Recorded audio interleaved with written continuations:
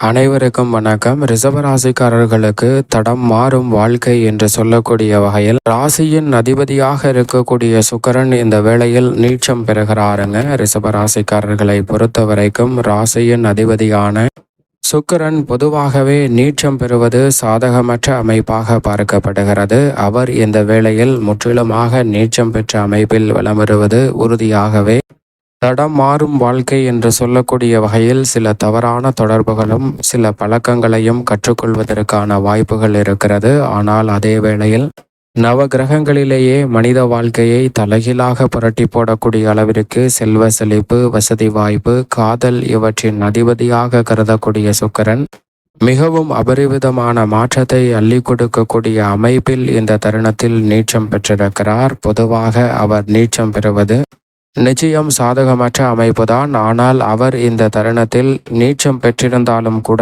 பூர்வ புண்ணிய ஸ்தானமாகிய 5இல் நீச்சம் பெற்றிருக்கிறார். எனவே பல வகையான சிக்கல்கள் கட்டுக்குள் இருக்கும் தருணமாகவும் பார்க்கப்படுகிறது. அது யாருக்கு என்றால் நிச்சயமாக தசாபுத்திகள் வலுவாக இருந்தாலும் சரி, வலுவற்ற நிலையில் இருந்தாலும் சரி, நேர்மறையான எண்ணங்களுடன் தடுமாறாமல் தடம் மாறாமல் செயல்படக்கூடியவர்களுக்கு நிச்சயமாக அமையும் என்பதை சுக்கிரன் உறுதிப்படுத்துகிறார். ஏனென்றால் பொதுவாகவே இயற்கை சுபகிரகமாக இருக்கக்கூடிய சுக்கிரன் மனித வாழ்வில் செல்வ செழிப்பு, வசதி வாய்ப்பு, பொருளாதார ரீதியான வளர்ச்சி, முன்னேற்றம் போன்ற அனைத்தையும் நிறைவாக அள்ளி கொடுக்கக்கூடிய ஆற்றல் பெற்றவராக இருக்கிறாருங்க. அப்படிப்பட்டவர் மனித வாழ்க்கையே தலைகீழாக புரட்டி போடக்கூடிய அளவிற்கு திடீர் அதிர்ஷ்ட யோக வாய்ப்புகளையும் திடீரென செல்வ செழிப்பையும் ஏற்படுத்தி கொடுக்கக்கூடியவர். அவருடைய ஆதிக்கத்தின் கீழ் சுக்கிர தசையோ அல்லது சுக்கிர புக்தியோ நடைபெறக்கூடிய வேளையில் ரிஷபராசிக்காரர்களுக்கு நிச்சயம் எந்த பாதிப்பும் இல்லை. மிக பெரிய அளவிலான வளர்ச்சியும் முன்னேற்ற வாய்ப்பும் உறுதியாகவே உங்களை தேடி வருவதற்கான சந்தர்ப்பம் கிடைக்கும். தடம் மாறும் வாழ்க்கையாக அமையக்கூடிய சூழல் உருவாகினாலும் அதை கடந்து வெற்றிகரமாக மாற்றிக்கொள்ளக்கூடிய நல்ல சந்தர்ப்பம் ரிஷபராசிக்காரர்களுக்கு கிடைக்கும். ஆனால் இந்த வேளையில் தசாபுத்திகள் வலுவிழந்த நிலையில் இருப்பவர்கள் அதிக கவனத்தோடு உறுதியாகவே செயல்பட்டாக வேண்டும் என்பதை திட்டவட்டமாக எடுத்து காட்டுகிறாருங்க சுக்கிரன். ஏனென்றால் சுக்கிரன் செல்வத்தின் அதிபதியாக பார்க்கப்படுகிறார். அவர் உச்சபலம் பெறும்போது அனைத்து வகையான செல்வ செழிப்பும், வசதி வாய்ப்பும், பொருளாதார ரீதியான வளர்ச்சியும் முன்னேற்றமும் நிறைவாக கைகூடி வருவதற்கான சந்தர்ப்பம் கிடைக்கும்.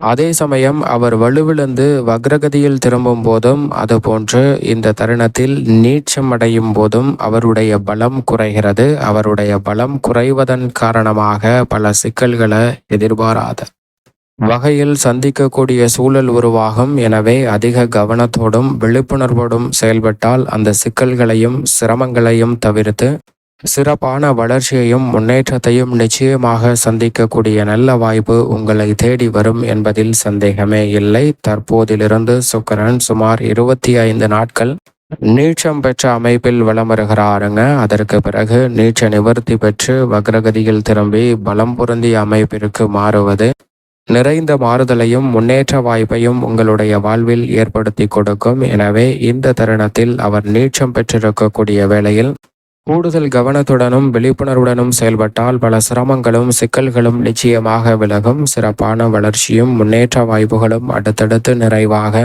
கிடைப்பதற்கான முதன்மையான அதிர்ஷ்ட யோகம் உங்களை தேடி வருவதற்கான முதன்மையான சந்தர்ப்பம் இந்த தருணத்தில் நிச்சயமாக உண்டு. எனவே சரியாக இந்த தருணத்தை பயன்படுத்தி கொள்ளுங்கள். ஆனால் அதே வேளையில் ராசியின் அதிபதி நீச்சம் பெற்றிருப்பதால் இந்த தருணத்தில் தவறான எண்ணங்கள், தவறான தொடர்புகள் தடம் மாறக்கூடிய வகையில் உங்களுடைய எண்ணம் அப்படி இருந்தால் அவை வெற்றிகரமாக அமையும். ஆனால் தற்போது அவை இனிமை தரக்கூடியதாக இருந்தாலும் எதிர்காலத்தில் பிரச்சனையை அதிகமாக ஏற்படுத்துவதற்கான சந்தர்ப்பத்தை உருவாக்கும். எனவே ராசியின் அதிபதி நீச்சம் பெறக்கூடிய இந்த தருணத்தில் அதிக கவனத்தோடும் விழிப்புணர்வோடும் செயல்படுவது உங்களுடைய வாழ்வில் இருக்கும் அனைத்து சிக்கல்களையும் நிதானத்துடன் எதிர்கொண்டு நன்மை நிறைந்தவையாக மாற்றிக்கொள்ளக்கூடிய நல்ல வாய்ப்பையும் சந்தர்ப்பத்தையும் ஏற்படுத்தி கொடுக்கும். மறைமுகமான பிரச்சனைகள், மறைமுகமான எதிர்ப்புகள் போன்றவற்றை கையாளக்கூடிய நல்ல சந்தர்ப்பமும் உறுதியாகவே உங்களை தேடி வரும். எனவே இந்த தருணத்தில் நிதானத்துடன் செயல்படுவது பல வகையான நெருக்கடிகளை முற்றிலுமாக உங்களுடைய வாழ்வில் இருந்து விலக்குவதோடு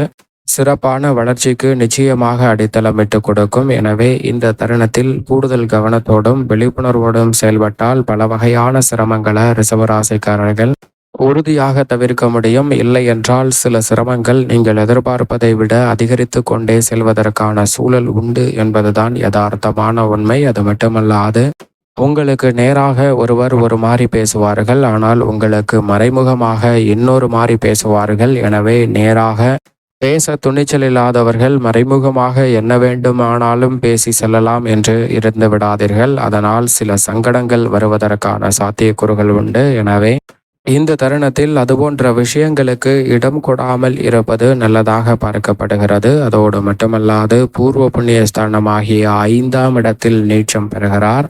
5ம் 9ம் அளவற்ற நன்மையை கொடுக்கும். அந்த அளவற்ற நன்மையை கொடுக்கக்கூடிய இடத்தில் பலம் இழந்த அமைப்பில் செயல்படுவதால் இந்த தருணத்தில் நீதிமன்ற வழக்குகள் உள்ளிட்ட சில விஷயங்களில் அதிக கவனத்துடனும் நிதானத்துடனும் பொறுமையுடனும் பக்குவத்துடனும் நடந்து கொள்ள வேண்டிய ஒரு அமைப்பாக பார்க்கப்படுகிறது. அதோடு மட்டுமல்லாது தந்தை வழி உறவுகளை அதிக கவனத்துடன் இந்த தருணத்தில் கையாள வேண்டும். தந்தை வழி உறவுகளால் நீங்கள் எதிர்பாராத மனக்கசப்பு ஏற்படுவதற்கான சாத்தியக்கூறுகள் உண்டு. எனவே அதிக கவனத்தோடும் விழிப்புணர்வோடும் செயல்படுங்க. பூர்வ புண்ணிய ஸ்தானத்தில் வலுவிழந்திருக்கும் சுக்கிரன் தனது பார்வையை லாபஸ்தானத்தின் மீது பதிக்கிறாருங்க. எனவே இந்த தருணத்தில் நிச்சயமாக நஷ்டம் என்ற பேச்சிற்கே இடமில்லை. ஆனால் வலுவிழந்த அமைப்பில் லாபஸ்தானத்தை பார்ப்பதால் லாபம் குறைவதற்கான சாத்தியக்கூறுகள் அதிகமாக இருக்கிறது. எனவே இந்த தருணத்தில் லாபம் குறைவதற்கான சாத்தியக்கூறுகள் இருப்பதால் லாபத்தை உயர்த்தக்கூடிய வகையில்